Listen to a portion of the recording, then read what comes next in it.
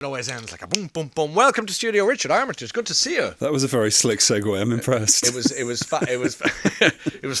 That was fast. I like the way you were watching the technology around here. Like, you're really into it. I'm after your job. Yeah, well, listen. I mean, if you got free mornings, it's all yours. No, but you like the microphones and the technology and. I do. It's been a source of income and creativity for me because I do a lot of recording at home, audiobooks and such like. Well, I'm going to talk about that in a few minutes because here today you're to talk primarily about Red Eye. Congratulations on your new TV show on ITV. Thank you.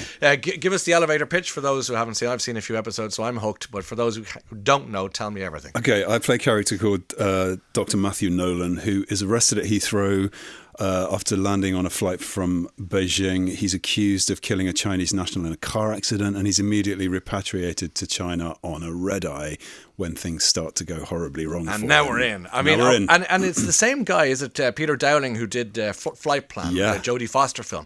So I don't know if Peter had a bad experience as a child on a plane or how this, but it certainly puts the... Yeah, he kind of has a bit of an obsession with plane architecture, and that plane in Flight Plan is so enormous, almost unbelievably so. And I feel like, he had 90 minutes to write a movie with Jodie Foster and didn't quite scratch the itch. Yeah. So he's kind of gone in there again with 6 hours. And when you saw that script, did you think plane architecture, to use your word? The minute I saw his name and I was like, Flight Plan, and I watched Flight Plan again, I love those kind of films. I love the conceit of being in a trapped room. Yeah. I mean, that's the idea. It's a locked classic room Agatha drama. Christie exactly. situation. Love it. Yeah. And, I mentioned that you've got a great cast with you as well. Brilliant, yeah. Leslie Sharp, Jean Lucy. They're all in there. Yep. How was the filming experience for you with the plane and was it all in London? Did you do it out in Maidenhead? I was prepared for it to be an absolute nightmare. The first 5 weeks of the shoot were going to be on this plane set, so luckily we could shoot in sequence.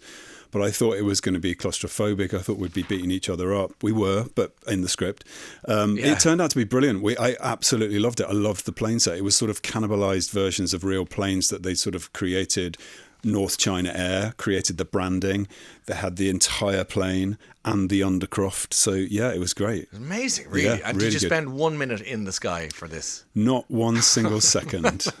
6 weeks later. That's remarkable too. What was really interesting is I heard an anecdote that on Hijack, because we were using some of Idris's plane, they'd kind of spent like $500,000 on this lighting effect to create the takeoff. And then when it came to ITV, we didn't quite have the budget, so we had a bloke running past with a light outside the window. But it was like, that was a bit cheaper. Saved a few quid along the way. Saved a couple of quid. You're a busy man in all these mini-series at the moment. When you look at the background, your obsession with my compatriot Charlie Murphy, of course. Charlie Murphy, oh my goodness. What? One of the best human beings I've ever met. She's good fun. She made me laugh so much I nearly cracked a rib. She still does on text. We text each other and she makes me... Yeah, she makes me die. She became a great star in Ireland in Love Hate, of course, was the big one. And then she's on stage in London and all the rest of it. But that was quite an intense programme, so you probably needed to release of a bit of laugh. We did. If it hadn't been for her and it hadn't been for that level of connection and humour, it would have been a nightmare. Yeah, and you were in Fool Me Once and these kind of things. And I was intrigued to hear that your father had said to you once, "Don't get typecast." He did. And what do you make of that? Well, it's a kind of... I guess it's something that everyone's wary about, but I don't mind being typecast. I'm quite happy to, as long as I get hired, I don't mind being typecast. I mean, the thing about Red Eye was my dad was not very technical, so he never had Netflix. And I remember him sort of grumpily saying to me once, "When are you going to do something I can watch?" So I looked at this show and I went, "It's ITV, my dad will be able to watch it." But unfortunately, he died while I was filming, so he never saw the show. But he's kind of there in spirit. He was the reason I kind of boarded the plane, as it were. Do you think so? Yeah. Like because he said, try something different. He was always at the back of my head going, I made this one for him. Okay. Yeah. How old was your father when he died? He mustn't have been that young. He was 87. Oh, he was okay. Yeah. People say good age was no good innings. There's no good age when it's there your isn't, dad, but no, he had a good innings. Okay, and the typecasting clearly isn't an issue. I mean, you hop along, you look at The Hobbit, The Stranger, there are all these different programs and movies that. I know. I can play tall, I can play short. Very versatile. But you were talking as well about Spooks, for example, and you were saying, when you were in Spooks that time, that you might have had almost a snobbish opinion of Spooks, whereby you were kind of going, oh, it's a series. But now you've changed that opinion, your thoughts on that. You know, I think because when they came to me, 2 other characters had sort of played in that position that they were asking me to take over. So I was nervous of stepping into someone else's shoes, especially actors like Matthew McFadden and Rupert Penry-Jones. I was like, these are big shoes to fill, so I was nervous about that. But actually loved the show and miss it. I wish I'd done more. I wish we could have stayed longer. It was brilliant, absolutely brilliant. It was a classy, accessible, smart, sassy show as well. Yeah. And in a way, there were echoes of that in Red Eye that I just felt like the sort of high octane elements to it, the sort of the need to suspend your disbelief because things happen that shouldn't be happening, but they are. Yes. That was what Spooks was all about, and sort of pushing, people breaking the rules and breaking the law. So Red Eye certainly sits in that category. It sure does. Well, stay with us for a few minutes because I've got some more questions I want to put to you.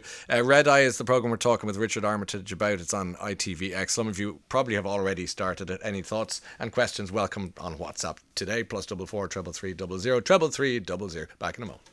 The last time we met once before, and it was in Reykjavik, the beautiful, as we were saying, charming. What you said, you described it as being like a. It reminded me of a little fishing village. Yes, and that's a compliment, by the way. It's a beautiful place, and we were both attending the Iceland Noir Book Festival, and we were both actually speaking so highly of it off air because it really is something, isn't it? Yeah, I had an amazing time. I felt like a little bit of an imposter as a debut author with my book and being at a table with Dan Brown and Neil Gaiman, but it was a fabulous experience, and I fell in love with Iceland. You're harsh on yourself. Yeah, you've written Geneva, a terrific book about what's a Nobel Prize winning scientist and her husband traveling to this conference in the titular, as they say, Swiss city, and it all kicks off. Well, fair play to you. Like in the middle of all these series, films and everything else, where did this come from? The crime writer in you? I do a lot of work for Audible, and I think over the years I've built up a fan base, and they kind of. Maybe the algorithm said this or they said this, but they were like, we think there might be a market for,